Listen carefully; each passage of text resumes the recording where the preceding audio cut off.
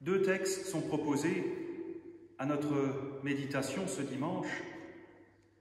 Le premier est tiré du livre des Actes des Apôtres, chapitre 4, les versets 32 à 37. La multitude de ceux qui étaient devenus croyants n'avait qu'un cœur et qu'une âme, et nul ne considérait comme sa propriété l'un quelconque de ses biens. Au contraire, ils mettaient tout en commun. Une grande puissance marquait le témoignage rendu par les apôtres à la résurrection du Seigneur Jésus, et une grande grâce était à l'œuvre en eux tous. Nul parmi eux n'était indigent. En effet, ceux qui se trouvaient possesseurs de terrains ou de maisons les vendaient, apportaient le prix des biens qu'ils avaient cédés et les déposaient aux pieds des apôtres. Chacun en recevait une part selon ses besoins. Ainsi Joseph, surnommé par les apôtres Barnabé, ce qui signifie l'homme du réconfort, possédait un champ. C'était un Lévite originaire de Chypre. Il vendit son champ, en apporta le montant et le déposa aux pieds des apôtres. Acclamons l'Évangile. Alléluia, Alléluia, Alléluia, Alléluia. Évangile de Jésus-Christ selon saint Luc. Il y avait un homme riche qui s'habillait de pourpre et de linge fin et qui faisait chaque jour de brillants festins. Un pauvre, du nom de Lazare, gisait, couvert d'ulcères, au porche de sa demeure. Il aurait bien voulu se rassasier de ce qui tombait de la table du riche, mais c'étaient plutôt les chiens qui venaient lécher ses ulcères. Or le pauvre mourut et fut emporté par les anges aux côtés d'Abraham. Le riche mourut aussi et fut enterré. Au séjour des morts, il était à la torture. Il leva les yeux et vit de loin Abraham avec Lazare à ses côtés. Alors il s'écria : « Abraham, mon père, aie pitié de moi, et envoie Lazare tremper le bout de son doigt dans l'eau pour me rafraîchir la langue, car je souffre le supplice dans ces flammes. » Abraham lui dit : « Mon enfant, souviens-toi que tu as reçu ton bonheur durant ta vie, comme Lazare le malheur. Et maintenant il trouve ici la consolation, et toi la souffrance. » Le riche dit : « Je te prie alors, mon père, d'envoyer Lazare dans la maison de mon père, car j'ai 5 frères, qu'ils les avertissent pour qu'ils ne viennent pas eux aussi dans ce lieu de torture. » Abraham lui dit : « Ils ont Moïse et les prophètes, qu'ils les écoutent. » L'autre reprit : « Non, Abraham, mon père, mais si quelqu'un vient à eux de chez les morts, ils se convertiront. » Abraham lui dit : « S'ils n'écoutent pas Moïse ni les prophètes, même si quelqu'un ressuscite des morts, ils ne seront pas convaincus. » Acclamons la parole de Dieu.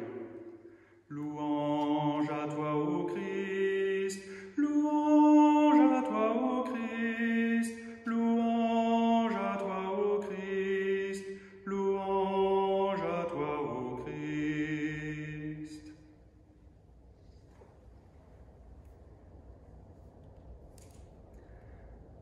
après une catastrophe naturelle ou un événement exceptionnel comme la pandémie que nous traversons, on assiste à un regain de générosité.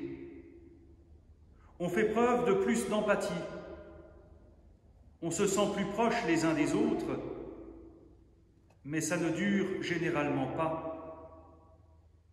Nous sommes tous généreux et nous accomplissons tous des gestes de partage qui rendent la vie plus belle.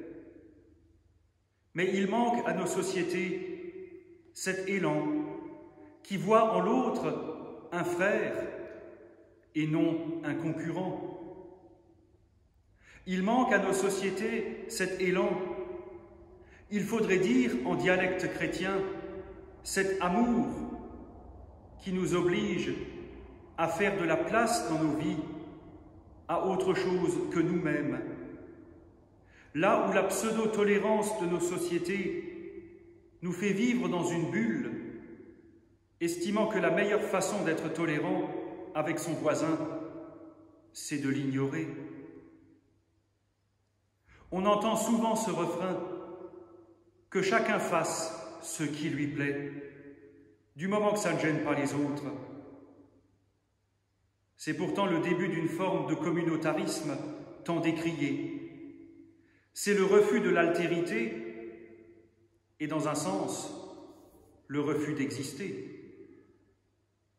Ce n'est la faute de personne pris individuellement. C'est la faute d'un système où tout s'achète et tout se vend, où tout est jugé en fonction de la productivité et du profit. Tant pis pour ceux qui restent sur le carreau, et tant pis si nous hypothéquons l'avenir de nos enfants.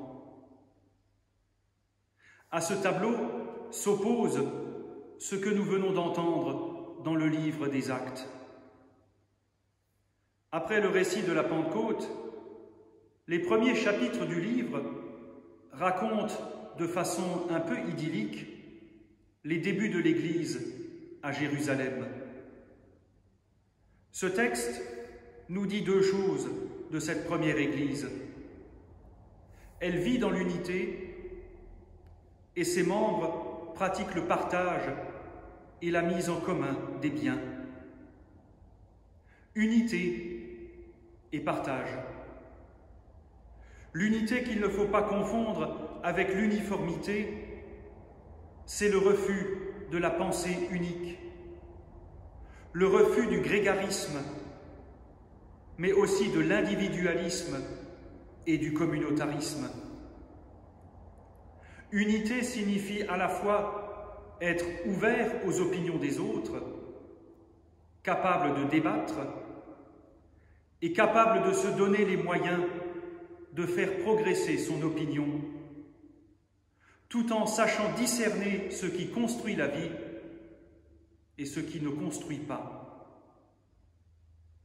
Depuis quelques jours, nous assistons à des manifestations importantes suite au décès tragique de George Floyd aux États-Unis, tué par des policiers lors d'un contrôle. Depuis lors, les manifestations se multiplient au nom de l'antiracisme, avec un certain nombre de débordements et de réactions épidermiques. Comme souvent dans ces cas-là, l'émotion prend le pas sur la raison. Des statues sont renversées, des films sont déprogrammés, des ouvrages menacés de censure. Écrits au XIXe ou au début du XXe siècle, ils sont considérés comme racistes. Le racisme sous toutes ses formes doit être combattu sans relâche. Construire l'unité implique de combattre le racisme. L'unité qui découle de l'amour chrétien revient à reconnaître la valeur et la dignité en tout être humain quelle que soit sa couleur de peau, son origine, sa religion, sa croyance ou son orientation. Mais on ne combat pas le racisme en projetant sur le passé les revendications, les questions, voire les idéologies de notre temps.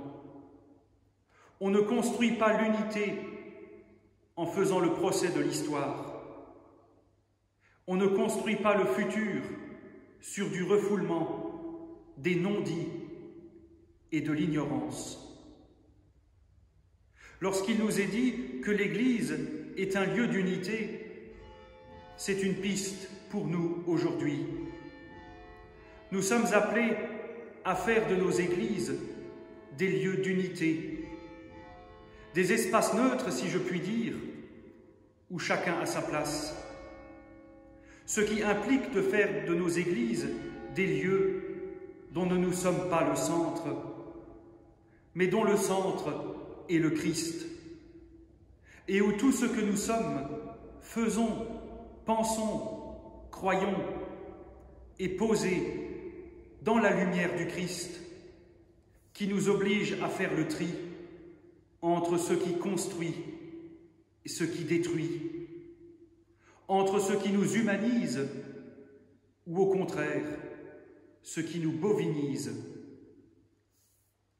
Le livre des Actes développe cette dimension du partage et de la solidarité. Faire de l'Église un lieu d'unité, c'est s'engager dans le combat contre l'indigence culturelle, morale, spirituelle et existentielle.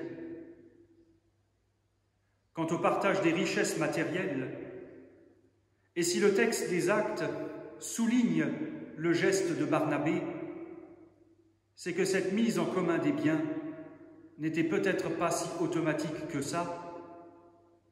Toujours est-il qu'il illustre le combat qui peut être et qui doit être celui de l'Église contre le chacun pour soi et l'argent roi.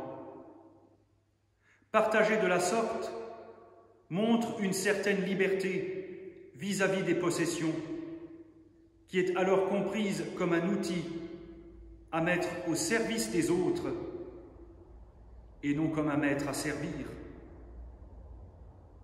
À l'heure où se pose la question du monde d'après, à l'heure où le capitalisme sauvage a montré ses limites et ses dangers, à l'heure où les prévisions concernant le réchauffement climatique se font de plus en plus alarmistes, à l'heure où nous craignons la mondialisation, la montée des inégalités, le communautarisme et l'extrémisme, le message de l'Évangile est plus que jamais pertinent.